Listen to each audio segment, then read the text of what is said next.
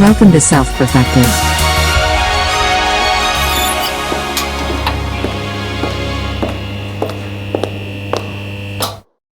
Just make it so I can share. Hey, people. Hey, People of the world. Hey, guys. Hey, is it 169? Or am I off? That reminds me. Last night, I was working my cock so hard last night. Have you ever done this and like your hands are getting all sticky and it's just like, and you don't have a napkin? I had to get an axe involved. Have y'all ever done any bathroom renovation or anything like that? Yeah. Actually, our own bathroom with That silicone caulk, man, it smells so weird. Oh, I thought you were saying cock, like C-O-C-K. I was I going was. to explain Cock, how I've cock. had to. Okay, do you not know how to spell, Cameron? Cock. Cock. Okay. I was How do you talking say? about my cock. How do you say? How do you say bag? I had to use How do you say bag? I had to use a hatchet one time with my cock. Okay. Really? We're gonna get boosted in the algorithm because you. Was it just like what that was your cock implies. just like really hard? My cock was very aggressive. I had to get my neighbor involved too. Really? It was just so hard you couldn't get it off. I had to. So you had to use a hatchet. I had to go. It had to wait till it got dark out, actually, so that it was a little bit more tame. Oh. Yeah, there was a hatchet involved. I had to call my neighbor. He helped out, and he was down. There's a woman too involved. Oh, you're talking about a chicken. Oh, a rooster. Oh, I thought you were talking about bathroom, like tile cock. No. Now I understand. Yeah. C-O-C-K. You needed your neighbor to come over and help you with the head of your cock, so he brought his hatchet. And it was all in the dark. It was kind of intense. So I was just using my probably iPhone better to do it in the dark. I know you're probably nervous. I was very nervous. It's the first time. First time with the hatchet with my cock. Wow. Was it your neighbor's first time? Then wait, it gets more. Okay. Give it a little time, and then we ended up actually being able to eat the cock. You just stuffed it in your mouth, like you gobbled it down? Well, it was delivered to us refrigerated, so we put it in some soup. It's well seasoned. Jess loved it. I liked it. Wow. Of the two of you, which enjoyed the cock more, would you say? Jessica, if you're listening, could you leave a comment? I need to know how much you enjoyed the cock. So I could say it was tasty, for sure. What about the organ meat? Did you handle the organ well? We did not do anything with the organ meat on that one. No? Okay. My neighbor prepared my cock. Well, it ended up becoming his cock for a while. You share cocks. You have like a cock co-op sort of situation. Yeah. Cool. We're very progressive out here. We live in the country after all. Hey, Drake. You're just a spectator. Hey, I've been reading the same page of Fall or Dodge in Hell for the past 3 nights. I know what that's like. Because I'm so tired at the end of the day. And I'm just like, and I wake up and I'm like slamming the book down and it's like, but it's really good. I'm probably like, I think I'm still stuck around like 300 something, but it's so good. Yeah, really good. I think that's where Christine is. She's like, it's really good. 300, a little bit more maybe. When I read, I read a lot, but then there's those times where you just, it's like every night for the past few nights, I just been falling asleep right now. I've been struggling because it's so heavy. It's like fucking falling over and shit. Do you have the hardcover? Do you have the hardcover? Yeah. Of course. But it's really cool. Like the inside with the art and shit. That's like, I like it. So I know where you're at, Cam, because Christine was telling me about this part because she was recently at 300. She was like, this is basically where he's like, and then he created this land, and then he formed this and that. But and know what's cool is like how he uses the fall metaphor because it's like the leaves and so forth. I just thought that was really clever, man. Like, and he does it in a really not, and obviously there's more to the fall, I'm sure, but it's like he's really bringing that all in. It's really cool. It's so interesting because while reading it, I was like, oh, this is the fall. And then I would read some more and then I'd be like, oh, this is the fall. And then I'd read some more and I'd be like, oh, this is the fall. There's a lot of, we should read next. We should have our own book club. I guess we already do. We don't have to formalize anything. I fucking hate when people formalize shit, right? It's like, okay, just have a meeting. But what was I going to say? Have you ever read The Fall by Albert Camus? Oh, no. We should read that. We should read that next or something. I don't know. It's not Albert Camus. Albert. Yeah, you know by Albert Camus. It's not. That's not how you say his name. Okay. Do you guys have any other things you want to talk about other than Cox? Other than Cox. Okay, I can segue. I can segue. Did Go you ahead. know? Did you know? Yeah. And I haven't done all like I haven't like done a deep dive as they say, but apparently Tesla has full self-driving now. Hang on. What- I literally just saw somebody posted one of those Waymo cars. You remember Waymo, right? the fuck It is sounds like going on? whammo. Waymo. They like kill somebody. I want to drive in that thing. No, it was Crash. You're like whammo. It's not a Tesla though, right? it's not a Tesla, but it's the same like self-driving technology, or at least it's supposed to be the same self-driving. I don't think it's the same. Clearly, it's not the same. But I'm only saying clearly because Allegedly. because Tesla has their robots, which are clearly not the same as Boston Dynamics, right?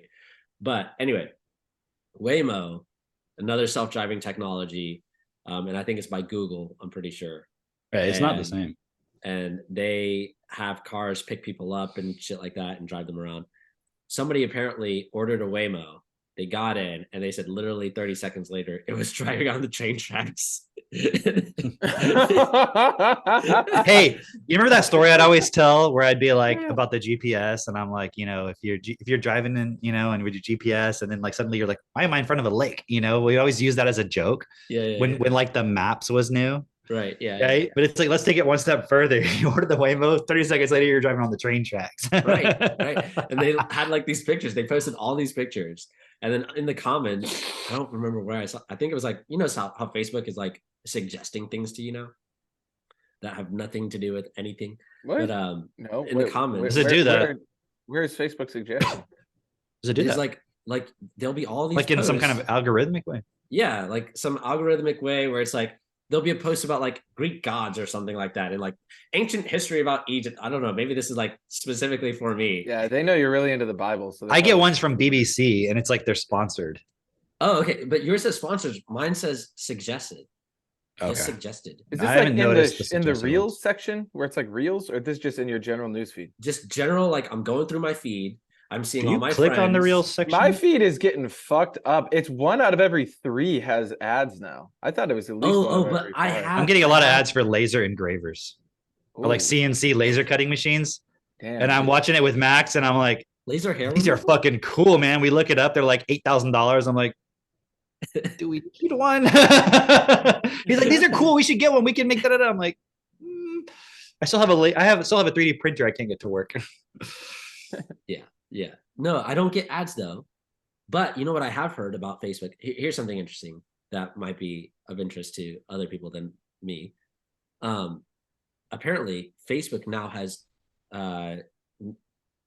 had some press conference or something where they said that they are now releasing a version of Facebook that you can pay for and not have any ads, like a Facebook Premium, essentially. Sounds like Elon Musk kind of paved the way for that. I think because then you start like doing some kind of charging thing for X. Twitter. Yeah, X. whatever. And he wants X. Did y'all hear about how he wants X to be like it's like a finance company? Oh, dude, It's he's like- got a whole like thing, man. TikTok. They He have wants it their to be they everything. just made their own AI. He called wants Can it you to Grok be- elaborate on AI. this for a moment? It's called 'Cause- what? Grok AI. You know Grok? Grok? Yeah. It's like a nerd term, you know, like, oh, did you grok that? It's like the deep, full understanding. Like a, Yeah. You never heard this? Yeah, you're not really a nerd. You never just heard look this? like a nerd. It's like Grok. Yeah, Thank you. you got to put that with your TT. Grok? Yeah. No, I think of like when you say Grok, I think of like some Grog. caveman. Yeah. Grok. Yeah, Look it up. Yeah. I will look it up. GROK. But- Is it From- is from- it is it from Hitchhiker's Guide? I think so. It's Oh, from. it's Or is from it the just sci-fi like classic. or is it just like there's a Venn diagram of people who use the term grok and people who read Hitchhiker's Guide and it's Where literally the groks same together. circle. It's the same circle. All right. Yeah. When you Yeah, grok it's a great something, term. you just get it. You get it. It's like a Basically. full I did not grok that at all. So I don't even you know if I used it. yeah, right. Technotutor is the ultimate grokking tool. Without it, how could we ever actually grok? Wow. Okay. That should be our fucking tagline. Yeah. You know. I you're right. want to grok. So wait. I gotta grok this grok AI thing quick, and then we can go to this. I don't know much about it. I just know. Oh, but let me shift. Wait. Back. Let me finish this Facebook thing. Let me And then we can reverse see. like a self-driving car over someone. Yeah, wait, Okay. yeah, and then talk about how Tesla's now full AI. I thought Yeah, I'll go back to full that. Drake self-driving. wants to tell this fucking story about. Keith Wow, says you're it's going I don't even Robert, remember what we were puppet for talking Zuckerberg about. now? Robert Heinlein, Stranger in a Strange Land. Heinlein. Heinlein. Hey, that's a great book. Have you read that one? No, I'm not. We Oh, gotta it's add that to the cool. book It's list. pretty. Dude, oh, it's actually really cool. Like, I don't Okay, want to spoil it. I'm not I gonna got our spoil it. ongoing book It list is- All too. right. See, There's some when you don't elements where spoil you're it- like, dude. when you don't spoil it, I actually want to read it. When you spoil it, I'm like, I have to wait at least 6 months before I read this so I can forget what Cameron said. So I know Katie's always like, oh, you already told me everything that's happening. But she's exactly. reading books I haven't read before. Mm. I'm on the last book of the robot series. Novels. Yeah. Oh, well, obviously. What's it called? Robots and Empire. No. I haven't gotten there yet. I didn't realize there was robots. What do you mean you're on the last one then? I'm not on the last one, apparently. I'm on the one. What's the one where he goes Unlike to Aurora? robots, you were able to lie. What's the one where he goes to Aurora? Robots of Dawn. Robots of Aurora. Dawn, that's it. That's not the last one. Okay, all right. Well, fine. Aurora. We're gonna have our official. Oh no, but that's fucking after. book list. So that's after It's Solaria. after Solaria, exactly. I'm on that. Robots of Dawn. That's the one I'm on. Robots of Dawn. And then I don't know I'm what pretty the- sure Robots and Empire is another one. Okay. Well, I don't remember what it's about. I don't know. Dude, they all blur together because then, without spoiling anything, Yeah. like there's shit that happens in there that's relevant in the Foundation, like Well, way, and you're like, what? How did this guy mastermind like fucking put all this together? It's Didn't insane. apparently. He did. I not. know that's what's even more insane about it. What? Yeah. What do you mean he didn't? What do you mean? Like He it wrote- just seems impossible. Like he wrote a book. Go ahead. He wrote like some of the robot books, and then he wrote some of the Empire books, and then he realized that he could connect them, and then he started writing books to connect them. in But between. it's like, but the way he connects them, it seems like he planned it out. Like there's no way he just like patched it together. It's crazy the way But he literally did just it. patched it together. When you read it, you'll get it because you'll be like, wait, what's the order in which these were published? And how is this referencing shit that this, you're like, what? Yeah, Nice. it's published all out of order. But you can kind of tell because sometimes he'll refer to something as if he's never talked about it before. It's kind of like a new thing, even though there's a lot of history to it. So Okay. there's Yeah, that times makes where, sense. yeah. That makes sense. But anyways, So- what were you Facebook going on basically, about? You can pay now to not Yeah, have ads on a paid Facebook. version. You Got know it. what that means though? How many people spend like, okay, Mitch, we were part of a group where they were bragging about how they spent $30,000 in ads every month. Oh, right. Okay. And now Facebook is saying, hey, listen, you know what? We're actually going to shrink that pool of people that you can deliver ads to. You can't just send an ad to just everyone. But guys, advertising on Facebook is the way you build a business. I told you. Come on. I'm just saying. I'm just saying. No, Yeah, I was it's thinking about just that one of 'cause those things where you get in on it, it's happening, and then it goes away. It's not long term. Just like Right. anything. What was I listening to? It's like it's like with the guy. Oh, I was watching this video. This guy was talking about OpenAI, and he's like, you get to a certain size, and then they shrink it down. Did you see that one? Yeah, you sent it to us. Oh, okay. I didn't notice. Yeah, but it's like okay, and then you shrink it down, and it's like But it's no. more restrictive. Like it's not this free for all Wild West thing anymore, and it's like that's where they all go to. It's like He was making the point that like literally every tech company has done this, where it's like, you know, you could get in Amazon, you know, in the very beginning, it was just a free for all, and you know, you could just like wow, make all this money, and then now they right. No. Right now, they're like, now we're gonna be the ones that own all the brands. Right, and like you have to give Amazon. I'm pretty sure with Amazon, it's something ridiculous, like 40% of profit goes to Yeah. Amazon. It's not. It's kind of like having restaurants, and like they use the COVID point to like Right. then Right. consolidate it so it can all be like DoorDash and Or you shit. have your own mom and pop shop, and then they use the COVID thing to just like consolidate. Or it's like you're a doctor and you're a naturopath, and then they use the COVID thing to like The term mom and pop shop must have been confusing growing up in Minnesota Why? because you're just like, I can get pop there, but what does it mean I can get mom there? Wow. But- That was so clever. But I thought you were making a was there any joke more about to that? how woke we are. Was there any more That to was that it. point? That was Oh it. yeah, it Uh-huh. probably is very confusing with that too. It's like, why don't you just call it mom and mom shop? What even is a mom? Why Yeah. isn't it just a shop? Why do you even Just have call a it shop? a just call it a mop and palm shop. Elon Okay, so I was watching Lex Friedman and Tesla Musk. guy. Yes. And Elon Musk. Round 4, is that what it was? And yeah, I guess so. Anyways, he was saying that they have full self-driving, but it's like an AI, which I mean, I think we already knew this, but he was making this point about the AI taught itself to read. So they didn't tell it that like this is a stop sign that says stop. It learned to read the word stop on the stop sign itself.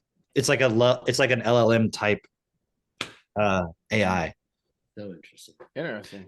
And so then somebody was saying like, so therefore, you know, potentially it could learn to read the speed limits and all this other stuff. So it's the way they're approaching it is not like you it's like you don't uploaded rigid information. Because I've even talked to people and I want to get their perspective again because I haven't talked to them in a while about this, but I know people who have like run like AI companies in the past, like many years ago, around like security and like facial recognition and like movement detection. So it's like you can see like, hey, something shady's going on here. Maybe I should go check it out. And so they have to know like how to.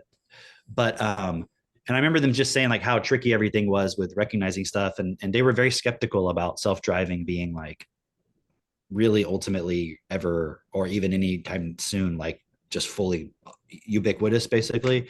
Mhm. And around the point of it being able to recognize things, but I could be wrong, but I'm certain that they did not see LLMs in that picture. Yeah, interesting. You know, because I don't know. I want to talk to him again. Actually, I'm going to see him soon, but I want to ask him about that because I wonder if their perspective has changed with the LLM thing because it's like a whole different. And the other thing he said was what I just thought was significant. Although it's not really a point behind it. It's just he said that because they had to limit. I didn't understand why, but they had to limit the it's like the wattage, maybe in the car or something, or the processor they were using could only handle so much power. They had to become more computer efficient with the processing. So their AI, the way it processes, uses less power. It's more efficient than the all the other stuff like the open AI. I don't know, whatever. And it's like you could just kind of get this intuitive point of like, oh, they're actually way ahead of everybody. They might seem like they're either behind or doing the same thing, but it's like there's these specific points where they're sort of ahead. And he was saying they're able to produce the robots cheaper than the cars. And I think the cars it cost them like 30,000 depending on the model or something. That's what that guy was saying in that. I don't know if that was the video I sent you or not, but interesting stuff. 30,000. I would 30,000 is what it costs the consumer actually. So I think it's I don't know. Maybe less. Yeah. Okay. I was thinking if there's anything else. There was something I wanted to show you guys, which I thought was pretty cool. Go ahead. Hang on before you go there. So linger. You want me to linger on that? Yeah. Can we just linger? We're watching too much Lex Friedman for just a moment. No, but he says I don't like that word. I especially don't like it the way because of the cranberries. Because of the cranberry. Jake, Remember that song? we need you to linger closer to your microphone. Oh, you need me to linger? We need to hear that around here. That resonance of Drake's. Lingering has sort of like a voyeuristic vibe. Yeah. Right. It's like if you were like, there's someone lingering around my house. Exactly. Right. Like it feels like there's some creep around here. Like just like, yeah. Why don't you just linger around there? Why don't you just be creepy? You know, like you shouldn't be around here. Anyway. Can we linger on this topic? But what I wanted to say was with Elon Musk and the Tesla, and I'm just trying to jog my memory right now of what I actually wanted to say about it. Oh, okay. So if they're ahead or they've got these LLM models, and you were talking to these people that they weren't seeing this before, it's interesting because they say that humans are not very good at predicting things exponentially, right? Like we can see things linearly. Yeah. Right. But not so much exponentially. And like I just got an email the other day, and it was from somebody who, they write emails or whatever, and they were saying how Apparently. apparently, but like that's their focus. And they're like, AI is not going to catch up to us writing emails for whatever purpose, whatever. But then they were saying, holy shit, look what AI can do. And they put in, like, I guess they'd given it a prompt to write a speech for their brother's wedding. So like a toast to their brother. And they gave it some specific details. And it wrote this really humorous speech for the brother, right? And they're like, yeah, fucking, I mean, if you're the average person, you're out. You can't hang with this. You need a lot more than just very average skill. And it's making me think that perhaps like people like Elon or like Bill Gates or these people that our society looks up to as genius or super intelligent, whatever, perhaps their ability is just that they can somewhat see exponentially, or at least they have way more pieces than they're just not limited by what they see in front of them.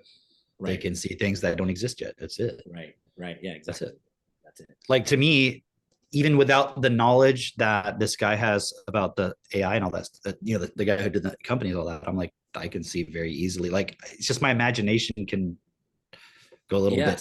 Yeah, that's it. And it's like, oh, well, you don't know. And it's like, there's like there's an intuitive part, which is I'm not trying to make it all like woo woo. It's just there is an intuitive point where it's like, no, I can see that. It's like a large language model. Like when you have a larger vocabulary, that's what an LLM can understand. It's almost like TechnoTutor is like perfectly creating us into LLM. That's how you GROK things with an LLM. Whoa, did you say GROK? Is that fucking GROK?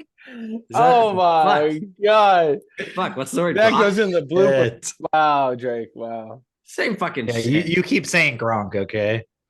Because it makes me think of Gronkowski. He was a football player. It makes me think of Gronkitis. I don't even think that's a real thing. I think he just Gronk sounds more like a caveman. Yeah. Gronkitis is just another. It's like inflammation of the Gronk. The understanding. Yes, some inflamed understanding. I do. Yeah. Speaking of inflammation. Speaking of inflaming. Yeah. Okay, so when was the Religion for Dummies episode? It was like 2-3 episodes ago.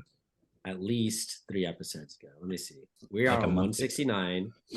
It was 166. So we had Coscow, Science Friction, Techno Feudalism. Oh no, it's 165. Religion for Dummies. So it is 4 episodes back. So like a month ago. A month ago, not including this one. A month ago. Okay, so I was listening to Lex Fridman and Elon Musk yesterday, and I heard him say something, and I want to play that. And then I want to go play what I said about the same point a month ago, which I haven't re-listened to what I said. I just know I just remember what I said. Okay, so I'm going to play this first. Okay, go ahead. Should I do the video? I don't know. You just do you. Fuck it. Elon Musk is going to give us. As we're waiting for this, Drake, did you get a cool cowboy hat for Texas? It's not letting me say optimize for video. It's weird. Drake, do you have a cowboy hat? We have a cowboy hat. I get a cool cowboy hat. We already have cowboy hats here. Oh, nice. Should I? It says it's not letting me optimize for video. I don't know what you're trying to do. Share a video. Share my screen. Oh, no, it won't let me optimize for video clip either. Interesting. Hang on. What if I do this? Now try. Okay, hold on. Let me. Yeah, do it now. Oh yeah, now. I'm what would you change? Shoot the revolver in my cowboy hat. I change things. I'm pretty magical. You change your gender. Shoot the revolver in your cowboy hat. Yeah.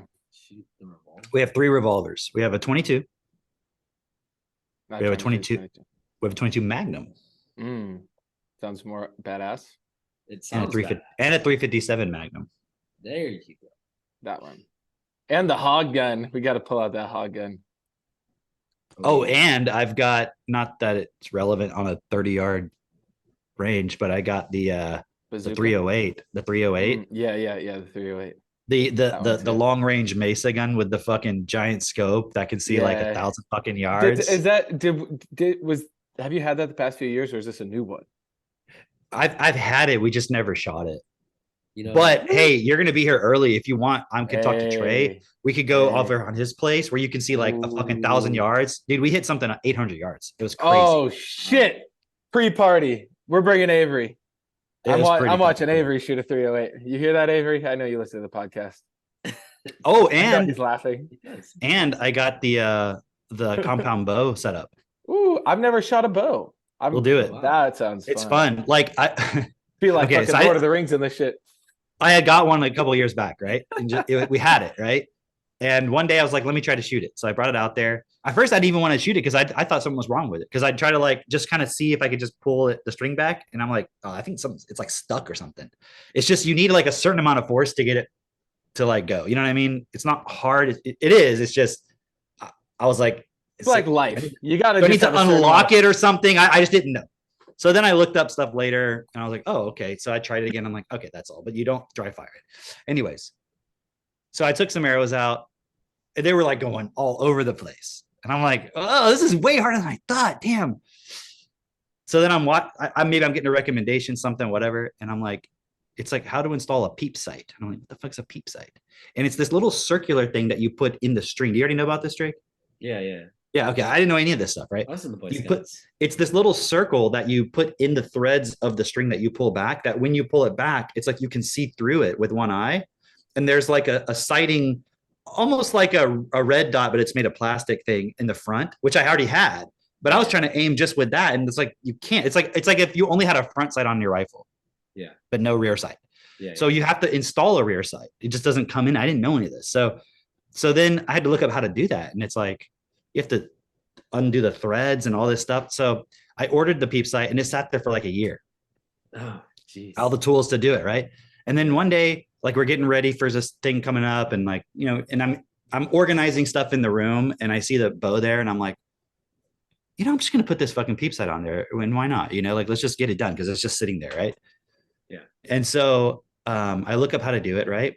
And so I get the bow out and I'm like looking at it. And I'm like, there's this little tool you can use to kind of like separate the threads of the I don't know, the drawstring, I guess is what it's called, the string.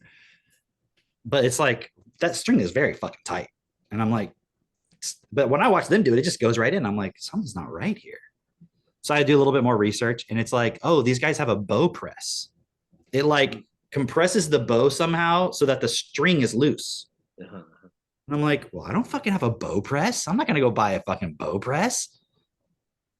And I'm reading the comments and somebody's like, yeah, I've seen out in the field, like professionals, you know, when they're doing competitions and stuff, like when they're in the field, they'll use a carbon arrow and they like put it into the cams. So they have these cams that like turn, you know, like that the string rotates around.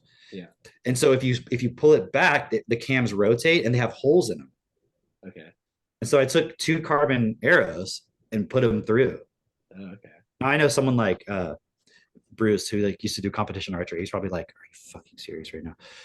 But anyways, I didn't have a bow press. So we you know, you pull it back, we stick the arrows in.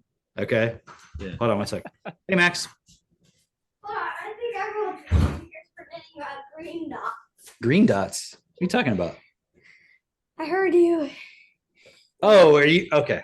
You're listening to the podcast. Yeah. Okay. You cannot forget Okay. about green dots because they're.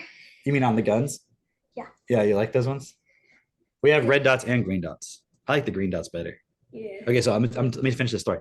Okay, so anyways, put the arrows into the cams, right? So now they can't rotate back. They're like locked. It's like, does that make sense? They're kind of like locked in place. There's one more thing. What? If anyone here needs to ask a question, ask it to me. Here, hold on a second.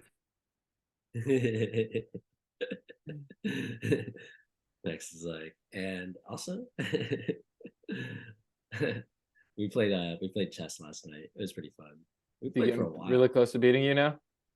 We only played variants. And okay. And whenever we play variants, he always beats me in variants. Like he knows the variants so well. That's and so I have funny. no idea what the hell I'm doing. I have like an internal resistance to playing variants because I already don't know chess. But it's like, think about it. That's like anyone who is exposed to anything like beyond their vocabulary. Yeah, Like, why the fuck would I want to learn about LLMs, or why would I want to learn about business or whatever? It's because right. there's just an internal resistance because you don't have the vocabulary. You just know Right. it's going to be frustrating. Yeah. Whereas that's like me with these chess variants. Yeah, no, I would have never played variants if it wasn't for Max being so enthusiastic about it and like literally Getting sold on it. persuading me. What's that? That's the power of persuasion right there. Because you're like, I don't want Yeah. to fucking do this. And you're like, all right, it sounds kind of fun. Yeah, he's like, well, no, like, come on, let's just play one variant. I'll show you how it's done. And he does, and I'm like, that was interesting. And then he's like, oh, I got another one. And then he pulls up another one. Like last week when we played, he's like, Drake, we're gonna play some variants after this. Because we played like a 10-minute game. And then he's like, we're gonna play some variants. And what did he say? He said, I know you like variants. I know you like variants. I'm like, I don't really like variants, but I'm okay with them. Like I'm not gonna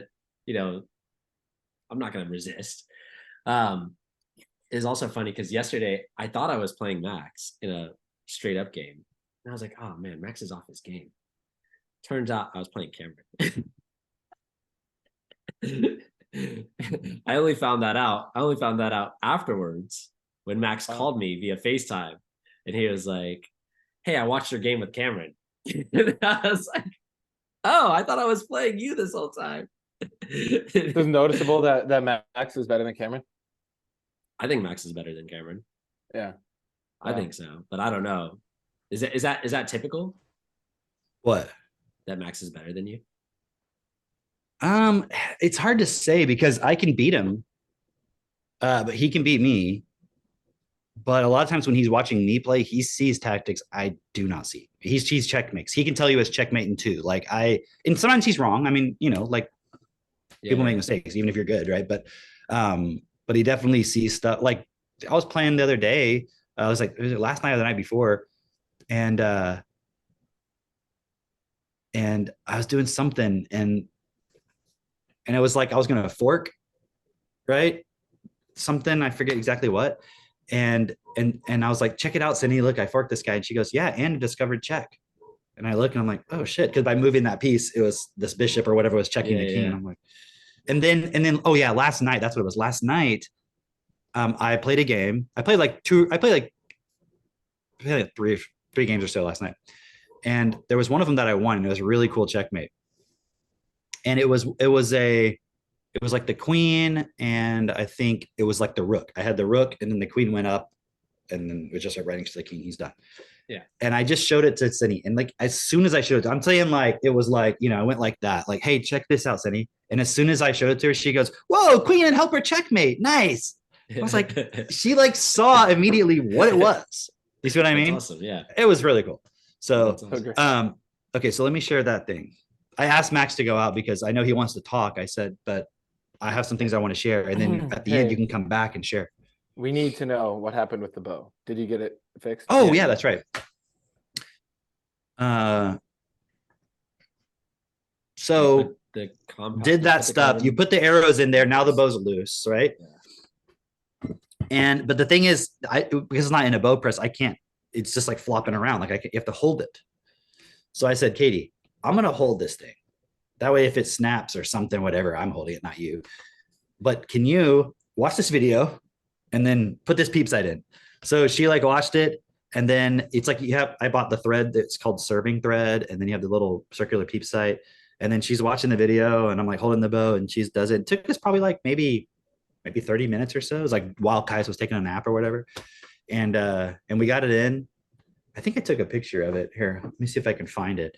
I know I posted a picture of it. Let's talk about bows and arrows.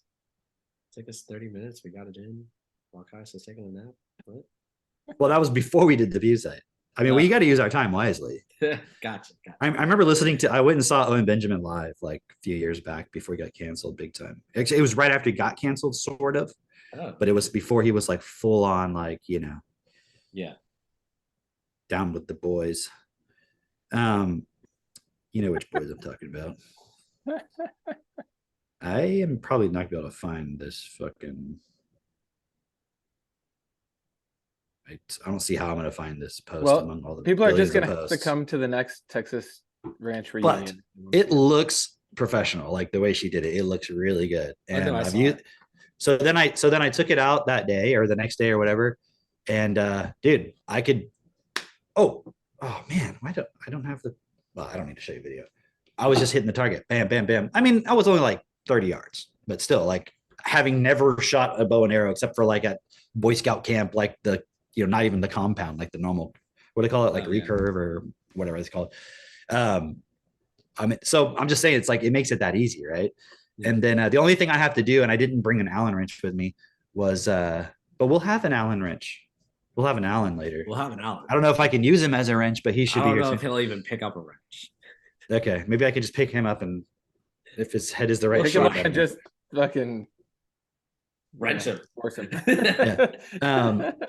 But anyway, so the front sight you can adjust this way and this way. And so I was having to adjust my aim. Like if I wanted to hit the target here, I'd have to like aim it like down here, or whatever.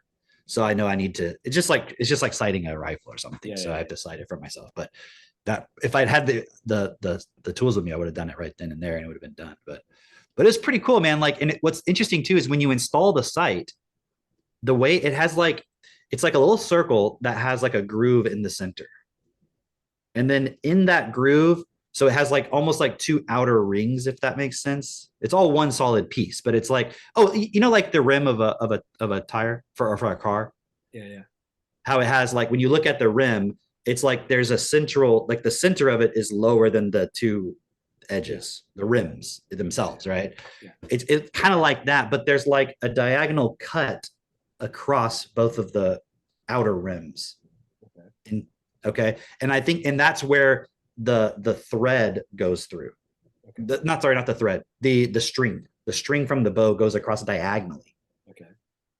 And then you wrap it, and when you end up wrapping, you wrap around that circle. So when you put it in, you're looking at it, and it's like the thing is like almost, it's like you would think you would look at it like this, right? But it's like that. And you're like, how is this gonna work? Because when you're installing it, it's not, you can't see through it. If you look, it's like not, the hole is not in alignment. But once you get it installed and when you pull it back, you can see through it because like it's rotating as you're pulling it back. Right. And so obviously it was designed with that in mind. That's why it's constructed the way it is. But like without knowing that, I'm like, I feel like we're not putting it in properly or something, because it's like, but then as soon as you get it in and you pull it back, you're like, oh, I can see right through it. This is pretty cool. Right. So that's the story. Hey, what's up? Oh, coffee delivery. He went into the barn to play with his molecules. He said he wasn't allowed to bring them into the house.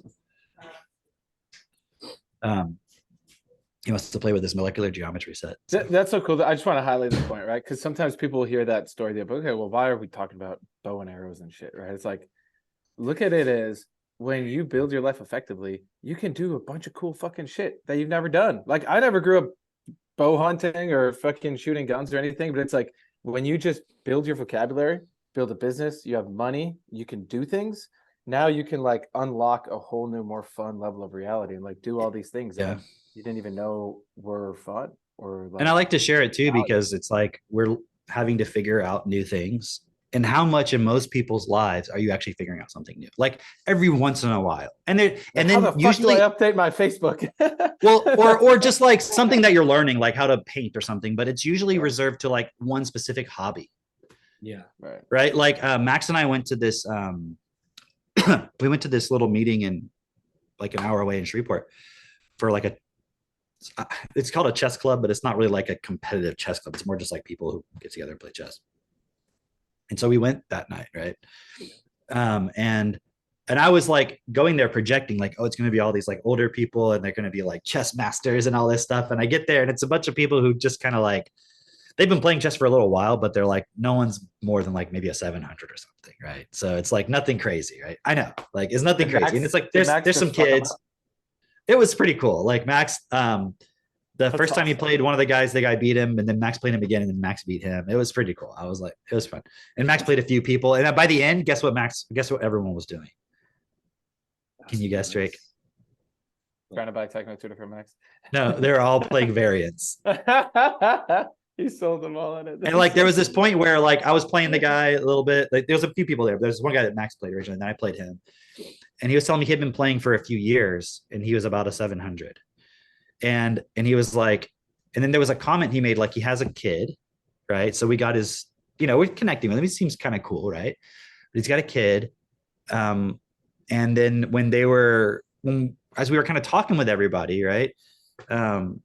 Picking up on what they were talking about, like one of the kids was like coughing or whatever, and the guy was like, "Oh, I'm gonna have to desanitize my chessboard because, And then somebody made a comment of like, "Yeah, every time I drop my kids off at daycare, they're always getting sick, and all this stuff." And then like, yeah, I'm like, okay, so I'm kind of like picking up on what's going on, and everything, and but it was really funny because so I finished the game, right? I finished playing a game because I was actually not planning on playing it all because I was like, I'm just going to go and observe and support Max because he wants to play, right? But then it was a pretty cool environment at this boba tea place. It was pretty cool. So I was like, okay, so Max was playing, everything's okay, no one's being weird or anything. So I'm done, and I go over there, and Max has the board set up in that 4-player. It's called like Chatteragi or something like that, right? Yeah. And you can see no one really wants to play, right? Not like they're hardcore resisting, but it's kind of like they just came to play chess, right? And I told him before, he was like, "Oh, and we'll play some variants." And I'm like, "Maybe." I was like, "You have to kind of see where people are at." Of course, Right. You could say that to Max. He doesn't, because he's like, "I'm just gonna persuade them." Like, That's it. Like I don't care if they. So he understands though. He'll like play the chess, and then it's like, okay, now let's play some variants, right? And so, anyways, I go over there, and I can see they're all kind of like, because he's not really explaining to them why they should do anything. He's just kind of like telling them it's really cool. Yeah. And the one guy said something, and I was just like, it's so funny because I've played this with him, and like at first I did not want to play it. I was like, I don't want to do this on Max. I just played normal chess. I was really resistant, but then we started playing, and it was actually kind of fun. Like I got into it, and as soon as I said that, somebody was like, "Oh, okay, I'll play." And then so then it's like there's 3 other people playing, and then they're like getting into it, and they're like, "Oh, this is cool," because it's like something new, and they're like trying to gang up on each other and make alliances, and like it was so funny. Like it was so yeah, exactly. So I just told that story. Yeah, and that's sales right there. That's because I've seen Max do that so many times. That one time he convinced Avery to let him wear his ring, and like Avery's like, remember that? "Wearing my ring." And by the end of the call, Max had persuaded him to like wear the ring for the rest of the night. It's so funny. That was in Houston. Yeah. The reason I brought that up, is like 4. Yeah, the reason I brought that up was in the context of like people having a hobby, right? Because like this guy I was talking to, it was like he was like, "Yeah, I've been coming here for a few years," and he's like, "This is my hour to get away or something," right? And I'm like, and I just looked at that. I'm like, man, I was kind of asking him like, "So are you from around here originally?" But he was kind of like not totally opening it up. It was kind of more just like he's like relaxed. He wanted to play chess, right? So I could kind of see that, so I was able to ask him a few things, but I never found out like, what do you do? Like, because it was just kind of a little bit closed off. But so I'm imagining like, what does this guy do? Right? Clearly he works, right? And he comes here once a week to relax or something or whatever, right? And I'm just like, man, it's like that's your only real creative outlet. And it's not even creative. It's just like the thing that you can kind of get away and do. And so most people, going back to your point, Mitch, it's just like I like telling that story about the bow, for example, or whatever, because it's like, and in that moment, Katie and I had to both figure out like, how do you do this? And we had to work together, and it was something new. And like, I don't know if I'm going to break the bow and all these things. Right. And then, but now we have a fucking cool compound bow that you can shoot and stuff. And like, when you guys come down, it's fun, and if I ever have to go Oregon Trail style and hunt deer, like in a bow, like, with a bow, I could do that, I suppose, I just thought of something. Okay. Now you forgot it. No, I did not forget it. I was gonna say something else, but I don't want to say that. So I'm just. Mitch wants you to come closer. He said, "Come closer, Drake." Come closer. Oh, sorry, I spelled "come" wrong. By the way, Mitch, does your thermos say ESG on it? What is that? Maybe. Are those your initials? Holy shit, it does. It does say ESG. I'm I in was ESG. wondering about that. Push further, think beyond. Wow. I don't know So what this is. He's you're down literally with an the whole- ESGs. You're down with the whole. Look at this. We have a spy amongst us, Cam. We didn't even know. I didn't even know. He didn't even. Where did I get this The fucking mall. mug? I don't even know where I got this thing. Wow. Anyway, ESG TM. I don't think that ESG is trademarked. why wouldn't it be? I bet it is. I don't know if you can trademark an acronym, can you? You can trademark anything. Trademark. Because I would think like, you could just have a name, but then it has naturally an acronym. Man, whoever this ESG company is got fucked over because the other ESG just dominated them. Okay. It's definitely a different ESG. Okay. If you say so. Wow, I googled ESG though. I'll be Mistake. keeping my eye on you, Mitch. What's your what was your story, Drake? I actually did forget. Oh no, wait, no, actually, I remember now. So can you imagine back in the old days, right? The people who were considered like basically like Renaissance men. Like Robin that Williams? Mm-hmm. What's that? Robin Williams? The Wasn't that Renaissance. movie? I thought that was the Bicentennial Man. Anyway. Oh, Mrs. Doubtfire. That was kind of Renaissance. or was it Polly Shore? What was that movie? Renaissance. Anyway. What is referred to when we talk about when they use that phrase? Oh, it was Danny DeVito. That someone's a Danny Renaissance man. DeVito. It's like they're really into a lot of different things. And there's like the Exactly. military, right? Cosmopolitan. Cosmopolitan, That which would I be thought really was just good. a drink or just a woman's magazine. Growing It's up. Danny DeVito. He's unemployed. He's an executive. He loses his job, and then he goes to teach literacy at a army training base. And he becomes a Renaissance. So he starts quoting Hamlet, and they don't understand it, and it's like one of those kind of. Gay. You know what? Hey, It's like I knew that, but then like the teaching them to read stuff, it connected to the Carpe Diem stuff. To what was that movie? Oh yeah, what was that movie? Oh, the poets. Dead Poets. Dead Poets Society, which is Robin Poets Williams. Society. So in my mind, Robin Williams was a Renaissance man. Okay. I'm just So- letting you know how this. See, this is why I can see the future. Is Renaissance in Yeah, that LLM. sense, in that regard, used as like a rebirth? Is that what they meant by it in that one? Well, I think it's a play on words, but usually people say like, I think when people say Renaissance man, like in the context of Renaissance man, they kind of mean it more like a jack of all trades or something. Right. I feel like that's how people use it. Anyway, I have heard it more as it's a person who has eclectic interests. They're like, It's like if you can like do like, plumbing and stuff, and people are like, wow, you're a real Renaissance man. whoa. That's your fucking East Texas version of Renaissance. no one says that. No one at all, right? You're like I saw someone who's into Sandro like put in the collecting art. chat. They're also into like chess. I was sitting in a coffee shop the other day reading a book, and someone comes by and be like, ooh, look at you, fancy, reading a book. Really? Did that really happen? No, that'd be funny though. That'd be hilarious. That's like the most drama. Ooh, what you doing, fancy boy? Reading a book with words? You know all your letters, I bet. Just to Don't be you? clear, this did not actually happen. I need to- It would be hilarious though. Hey, Man. I'm staying in downtown Jefferson. I need to like know what bringing my child into. It's Oh, don't read a book. down in Jefferson. Never get caught reading a book. I was planning on hanging out at Auntie Skinner's. you know? You've got past that part in fall. The Leviticans or whoever. It's like wrapping up that part on the Leviticans. At least the first part with it. Like what happened to that guy? Some dude, yeah. I just Yeah, that's what happens if you get caught reading a book in our town. Decrucifixion. That was the first time I ever saw that word. That was really fucking funny. What? That was the first time you saw that word? Decrucifixion. I've Oh, never okay. heard decrucifixion before. Oh, okay, yeah. So anyway, speaking of decrucifixion, are we going to talk about this Israel thing? Renaissance man.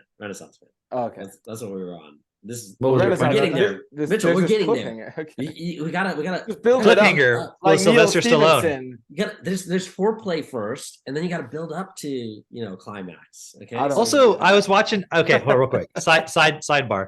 I was watching. I was driving somewhere, and I was like, let me look up some. I was like curious. I wanted to hear Neil Stevenson talk. Okay, so I looked up a video, and I put fall in there or whatever, and it's like giving a Google talk or it was given some talk where he's going to talk about the book. So they were like, "Can you give a synopsis?" And he starts like telling the story, and I'm like, "Whoa, okay, turn it off." I'm like, "I don't want to know the fucking story, dude. Just talk. I want to hear you like talk about the ideas, right?"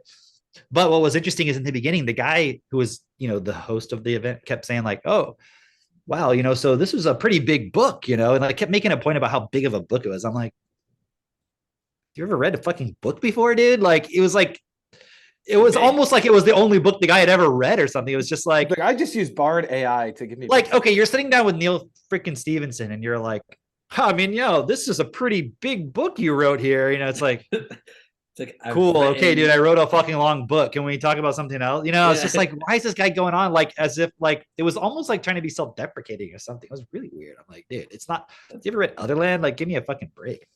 Yeah, that's a big fucking book. Hey. That one legitimately, okay, I can understand if you're sitting down with Tad Williams and you're like, so it's a pretty long book. I would expect he can't roll his eyes at that. In 4 installments over 4,000 pages, right? See, but the thing is, like, he just made this point about how long it took to finish it. And I feel like you can zoom through Fall. No, it's not like it's hard to, dude. I tried reading War and Peace and I was like, fuck this, dude. Okay, so what's interesting is like Christine picked up that book, Fall, and she's like, oh look, she's saying in the comment, Harry Potter are pretty long books, but she picked up this book, Fall, and she's like, oh, this is an easy read. She was like, she was happy about it because Neil Stevenson can really, and it's not written like in a pop style where it's like some romance novel you can read 1,000 pages like in an hour. It's not like that. It has some vocabulary to it, but still it's not hard to read, dude. It's way less. It's honestly, it's my favorite. I'll say it. It's my favorite Neil Stevenson novel right now. I like it way better than Diamond Age. And Kitty was like, do you like Snow Crash? Diamond I said, Age yeah, more than I like it. I like it better You than like Snow Crash. Diamond Age more than Snow Crash? No, I like Snow Crash better than Diamond Age. Okay. But I like this better than all of them. I don't know. I really loved the storyline of Diamond Age, actually. I really loved it. It got real convoluted at the end, to me. No, it makes sense. It felt really convoluted. No. Like that made sense. Like, and he tied it off nicely. Like, to reread it, maybe. You were probably reading too many books at the same time, and you thought, and like when you read at night, and so like you miss when you read at night and you miss points because you're falling asleep, and then you just keep going. It's Diamond Age is a really good book, and it's an easier read than Snow Crash for sure. Really? The font is fucking tiny. Me and Jess were contemplating that or Otherlands, and I was like, Diamond Age looks fucking scary. Dude, fucking maybe the print version is shorter than the first book of Otherland. Well, okay. There's a whole like order to this whole thing. Anyway, I'm focused on what was your point, Drake? What were you talking about? Renaissance Man? You done with that point? Yeah, no. What I was saying was, if you hadn't fucking figured it out, what I was saying is, look at how we're actually able to become Renaissance men. Like, literally, you can pick up a new skill, a new art, and learn it and be good at it. And the other interesting thing about it is, generally, the average person cannot do that. And it's for, very many reasons, but like when you think of the Renaissance times, let's start with that. It wasn't the average person who was a Renaissance man. It was somebody who was well educated, who could then, go into this field and go into that field and do this and do that. And oh man, Cam, do you remember there was this book? It was something about like courtiers. It was forget what it's called. Do you more context? Basically, it was written for how to be like the perfect courtier, or like to be. It's a book that it's like, it's not well known, but it's well known within its own realm. Like it's like very popular. Let me see if I can look it up real quick. But kind of like a Machiavelli sort of thing for right. Exactly. No, you gotta find this. So not some Robert Greene book? No, it's not Robert Greene. Like an old school book, right? Yeah. There's like something. Fuck. Oh, the Book of the Courtier. Okay. By which is not the same as a courtesan. No. Which is not the same as a calzone. Okay. Which is not the same as cortisone. Okay, you're right. Which is not the same as quartz. That brings us full circle. So the book is by Baldassare Castiglione, right?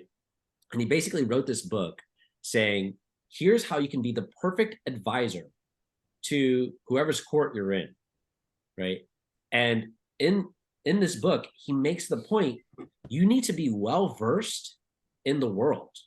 You need to understand things. You need to understand other cultures. You need to understand different arts. You need to be able to understand all these things so that So like the courtiers were kind of like the administrative staff. I know they're not administrators per se, but it's kind of like all the advisors like around the president and the State Department and all this shit. And it's like all these people like, what do you fucking do? And it's like they're just like advisors and shit. Right. And so what he was basically saying is like, hey, if you're a really good courtier, you can really come up from any station in life and learn all these different things. This is what his argument was that you could come up from any station in life. You don't have to come from royalty to be a good courtier. However, he also made the point, because the way the book is written, it's written in this style where it's like two women are like having a conversation about this courtier or whatever. I don't know, something like that. It's something to that effect where it's like it's very conversational, and they're talking about like what makes a good courtier or whatever. And they say like, oh well, you could come up from any station in life.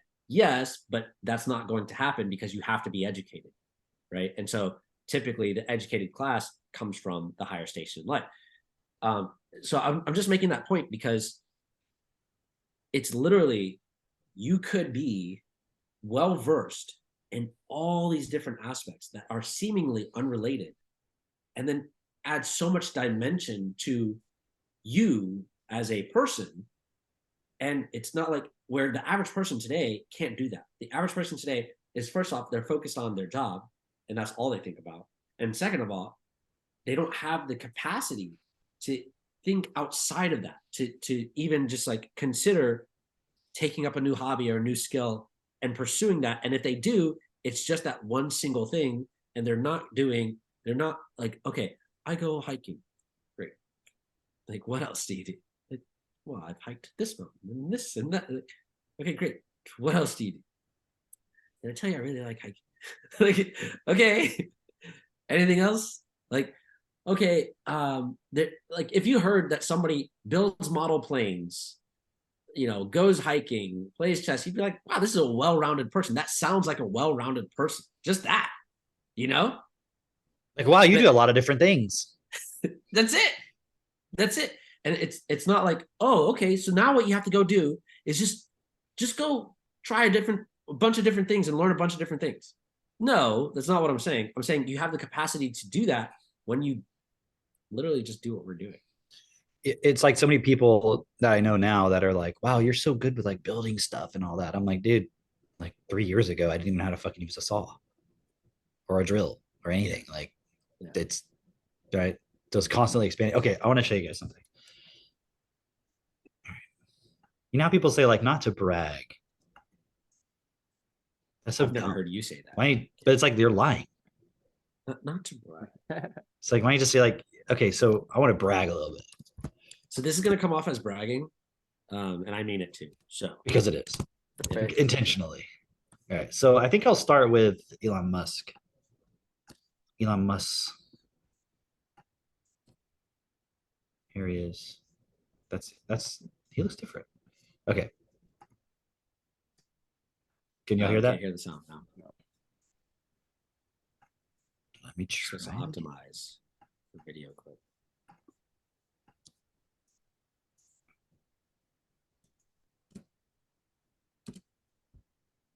So, like I said, somehow controversially, you've been in. Y'all can hear that? Yes. Hold on. Hear that. What's going on with my headphones? Well, we can hear it. 1 second. Hey, here's a technical question because I see all Cameron's recommended videos. So if you're above 1,000, does that mean you're like pretty good at chess? No, that means you're like. I mean, just above average. If you're where you're at, 1,000 would probably seem really good. It's just relative. Yeah, but so 1,000 is basically average. 900 is considered average, like 900, 950. Okay. Considered Okay. Proponent of peace on Okay. Twitter, on X. Yeah. So let me ask you about the wars going on today, and to see what the path to peace could be. How do you hope the current war in Israel and Gaza comes to an end? What path do you see that can minimize human suffering in the long term in that part of the world? Well, I think that that part of the world is definitely like, if you look up there is no easy answer in the dictionary. It'll be that, like, the picture of the Middle East, and Israel especially. So there is no easy answer. Or what my this is strictly my opinion of is that the goal of Hamas was to provoke an overreaction from Israel. They obviously do not expect to have a military victory, but they really wanted to commit the worst atrocities that they could in order to provoke the most aggressive response possible from Israel, and then leverage that aggressive response to rally Muslims worldwide for the cause of Gaza and Palestine, which they have succeeded in doing. So the counterintuitive thing here, I think that the thing that I think should be done, even though it is very difficult, is that I would recommend that Israel engage in the most conspicuous acts of kindness possible. Everything. That is the actual thing that would thwart the goal of Hamas. So in some sense, the degree that makes sense in geopolitics, turn the other cheek, implemented. It's not exactly turn the other cheek, because I do think that there's, I think it is appropriate for Israel to find the Hamas members and, either kill them or incarcerate them. Like that something has to be done, because they're just going to keep coming otherwise. But in addition to that, they need to do whatever they can. There's some talk of establishing, for example, a mobile hospital. I'd recommend doing that.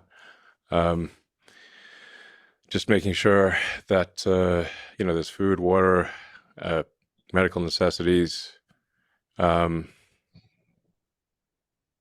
just be over the top about it and be very transparent, so that people can't claim it's a trick. Like, just put a webcam on the thing, all 24/7.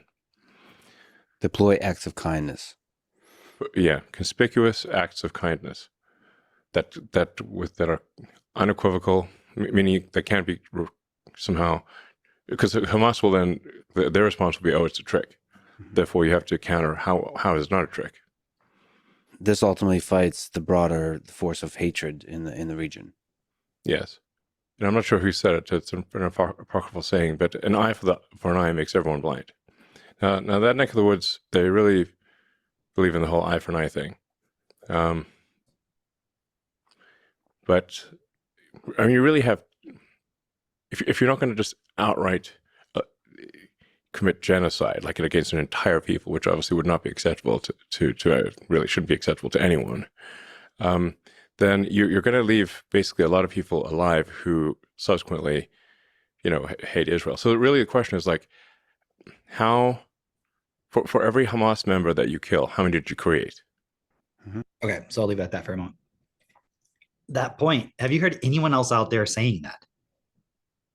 Well, except for you, Cameron. Well, No. Like this polarity of, like, either Hamas is right or Israel, blah, blah, blah, Right, Okay, right. so check this out. I know you guys know this, but I will play this for everybody else. So I'll give my final thoughts. So if I were to give, let's say, a final solution to this Palestinian problem. Whoa. Final solution. Yeah, like, to solve like the in problem. chemistry, like a solvent. No, to, like, And you solve have the a solution. problem actually, right? Look at this hypothetical scenario. What if all the Israeli people and even the government of Israel was like, you know what? This whole situation was messed up.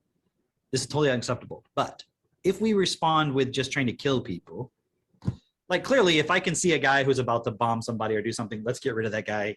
He's done. He's out of here. Okay. Now, but that being said, let's do that in a way where we don't have to harm a bunch of innocent quote unquote people. But what if their whole approach was like, look, you know what? We actually love every Palestinian. We even love the Hamas terrorist people. And we realize because of their education and because of other factors, they are acting in spite. So here's what our plan.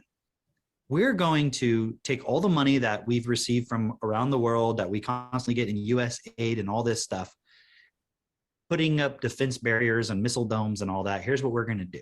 Okay. And you guys can monitor it and make sure we're actually doing it so you can have total transparency on it. We're going to make sure that no Palestinian children go to bed hungry. They get proper nutrition, just like we would expect from the Israeli kids. We're going to make sure they get proper education. We're going to make sure they get proper medical care. We're going to make sure they get clean water. We're going to take them in as our own. And I'm not going into like create their own state and all this. That's a long-term thing. I'm not talking about any of that. I'm just saying they were like, you know what, we're going to shift our starting point. And like, and think about that. If they did that, now, do you know what the Middle East countries' response, the Muslim countries' response would be? We don't know. No. But isn't it more likely they'd be like, oh, wow, like this is pretty cool. That's unexpected. Maybe we should work with them. They certainly wouldn't have any excuse on the world stage to be like, well, they hate us, so we have to hate them, and it's just a fight for our lives. Like, wouldn't it be like, wow, they're taking care of us? Like, you know, maybe we should just cool. Like, now, is that going to happen? It's not going to happen. I know, because the response by the government and the people, it's the collective intelligence that's doing this. And the collective intelligence can't go past a certain point if the individuals are still accepting all these bullshit beliefs and all this stuff. And that is the point of the whole process. Just like you were saying, Mitch, it's like you can start working on yourself. Now you have your family. Now you have your kind of local community. But it has to continue to grow. Clubhouses. And that's the whole point of self-realization, is the individuals realizing these points, because then the collective intelligence change, because it's just a function of the individuals. Right. So I just want to throw that out there as an alternative, because it's not about blaming. It's just like, okay, you can react in anger, but it's not, and you should not allow someone to come in and hurt people and all that stuff. That is not acceptable. Okay. And that's a consequence, but you can recognize something as a consequence, you can address it, but then you can look at what's your starting point within how you move forward. Right? You could say, we're going to hunt down these terrorist people and not allow them to do that, but also here's what we're going to do. Because then I bet the world would be like, you know, maybe we made a mistake with allowing these terrorist people to do this stuff. Let's help you. And then since you're going to be doing all this other stuff, we'll help you on that too. And let's work together, and let's just stop the whole thing. Let's just stop giving these people money to have bombs and stuff like that, or however. Right. And then if there's no money flow, then there's no way, you know. Right. So that's kind where of money ironic. goes. Sorry, I didn't mean to hit that. Okay. I thought that was pretty cool. And I even went further than Elon Musk did, because he didn't even bring in, oh, hold on, let me switch my headphones back. I can't hear you guys.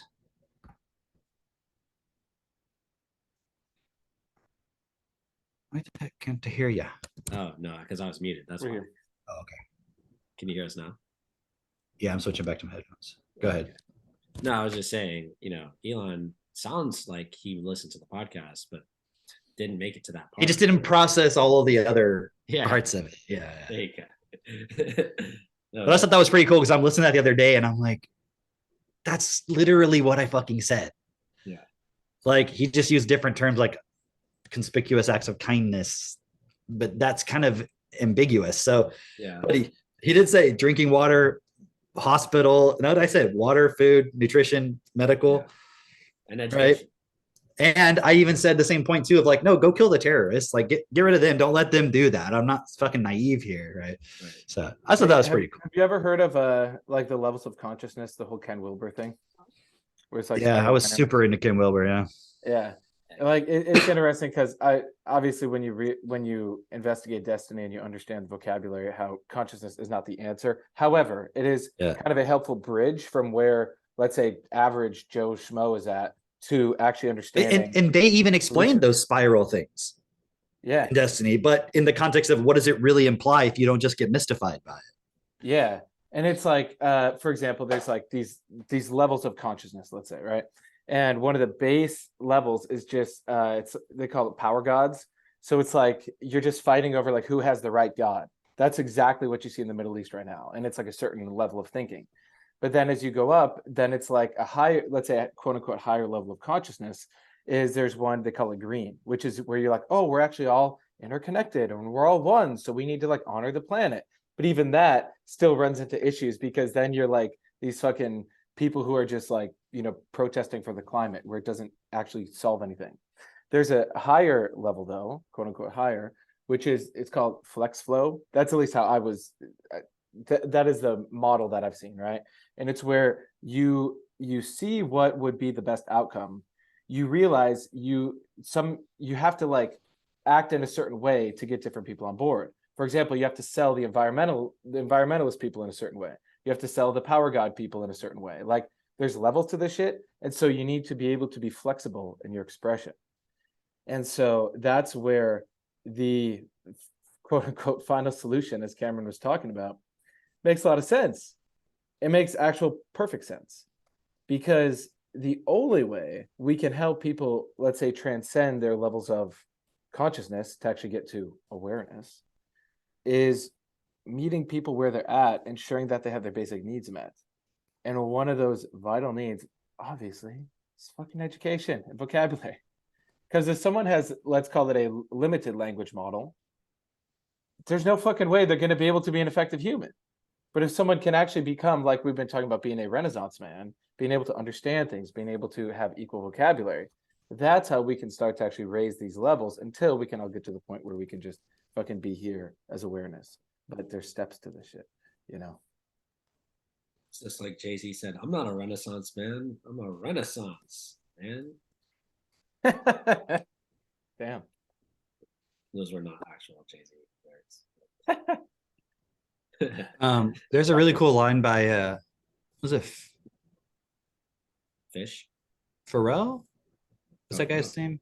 Pharrell Williams, or what is that? Is that name Pharrell? That's or Unhappy? Yeah. That one?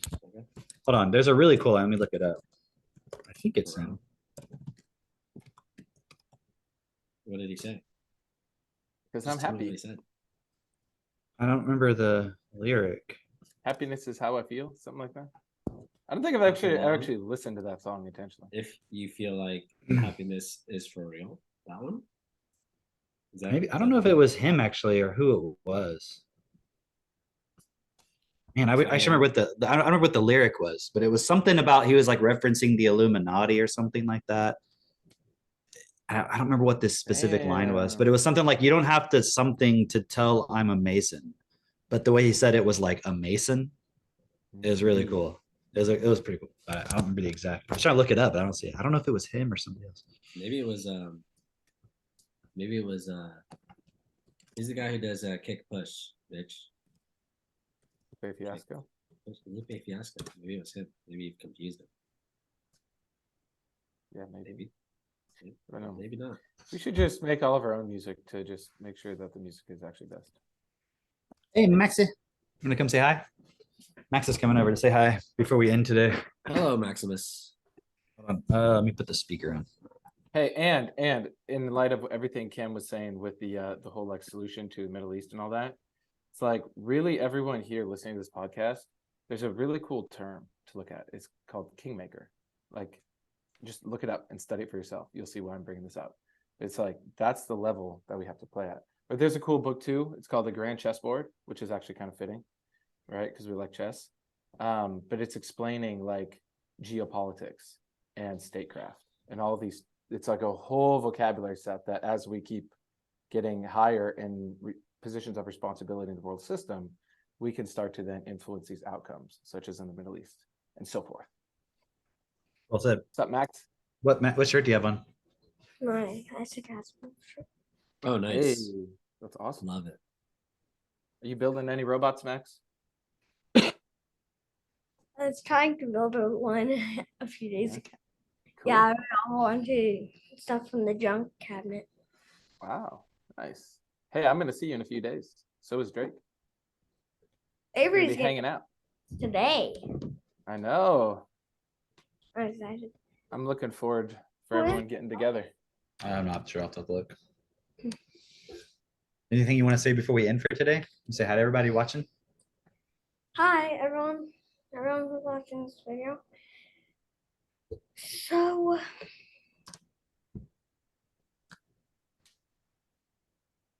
last time we stopped recording, Mhm. and then we. Is there anything you want to say relevant to the podcast before we end, and we can talk about the other stuff later? Or are you done? What are you talking about? Well, we were just talking about that whole thing. The last thing we were talking about was the whole conflict going on with like Israel and Palestine and all that stuff. Yeah, What do you think about that? I hate it. You hate it? Why? Well, I can't really explain that, but I can tell you one thing. If I was president, I would definitely agree no more war. Pretty simple. Yeah. I like it. All right, why don't we wrap it up, Thanks for presenting. and then we can talk for a few minutes after we're done How recording. many? Cool. Well, we'll see. All right, everybody. Thanks for Cool. watching. We'll see you on the next one. Bye. Not Say really on the next bye. one. We'll Well, so yeah, we actually won't be on next week. Oh yeah, Oh. but not next week. I said next one. I know. Yeah. So we'll see you guys in 2 weeks. Mon. Who's Mon. recording? Christine? Mon. This is the bonus extra for those who listen to the recording.